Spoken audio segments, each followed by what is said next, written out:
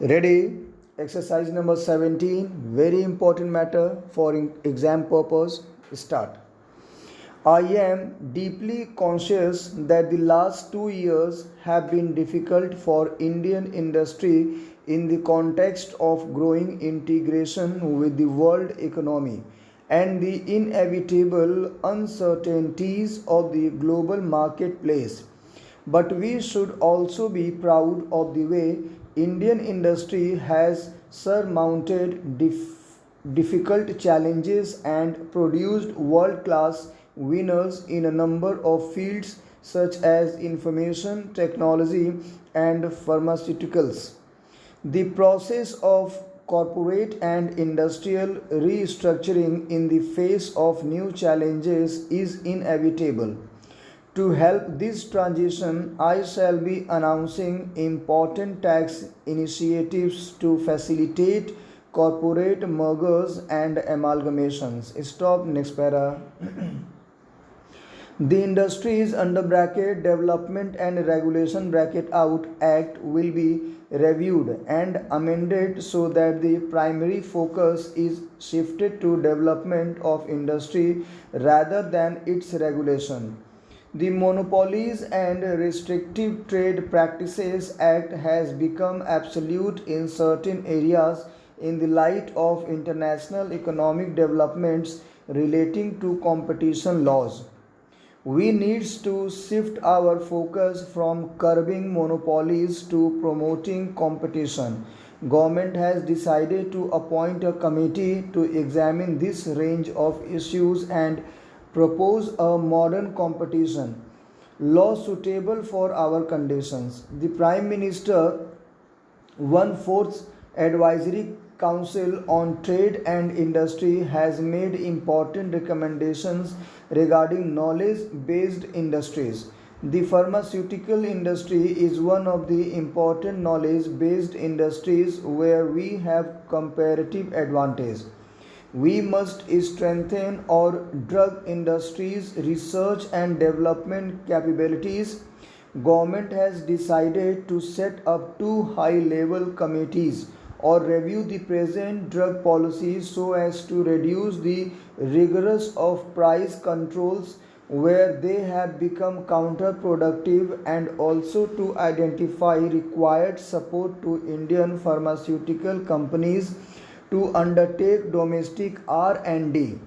My colleague, the Minister of Chemicals and Fertilizers, will be making a separate announcement regarding this initiative.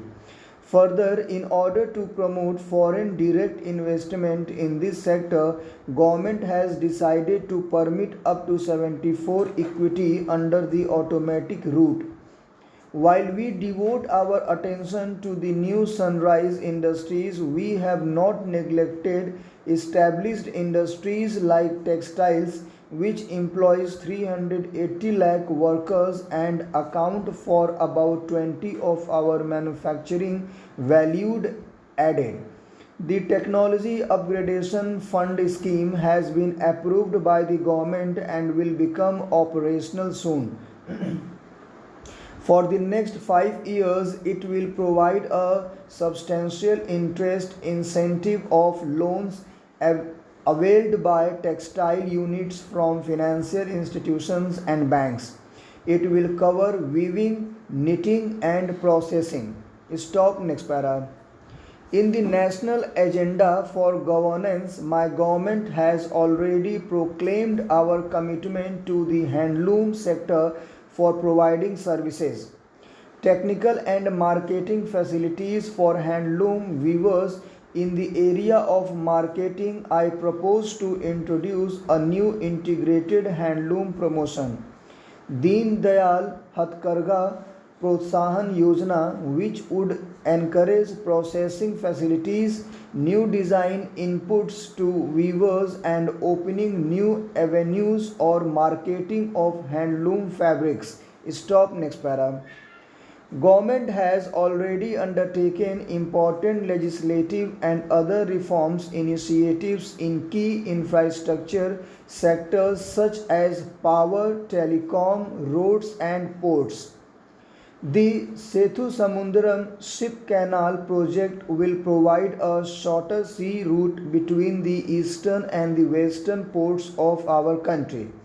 I propose to provide funds during 1999 to 2000 to examine the techno-economic feasibility of this much awaited project.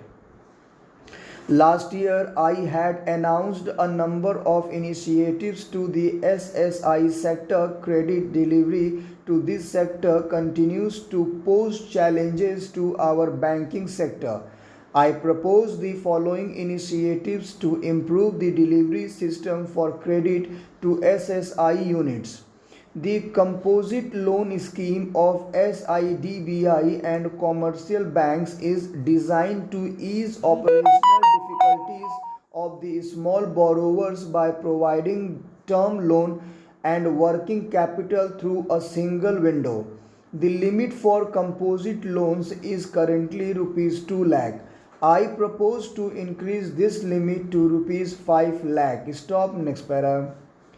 To simplify the computation of working capital limits of SSI units, last year I had announced that for SSI units having an aggregate turnover of rupees 4 crore, working capital limit would be fixed at rupees 20% of the annual turn.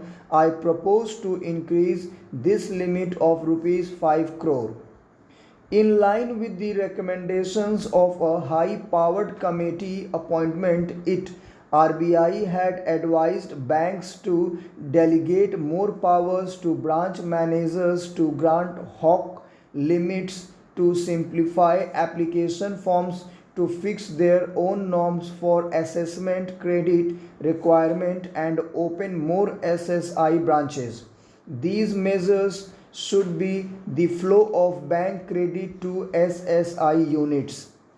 To increase the outreach of banks to the tiny sector, lending by banks to non-banking finance companies or other financial intermediaries for purposes of on-lending to the tiny sector is being included within the definition of priority sector for bank lending.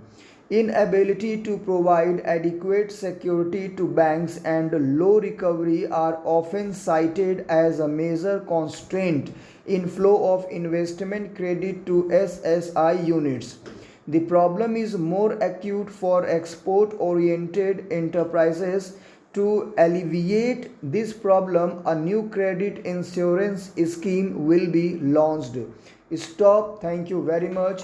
Guys, there is one humble request. Please always try to repeat the matter so that your fluency and accuracy will improve. And also there is one more request. If you found the matter is excellent, you can give your valuable comment on my YouTube channel.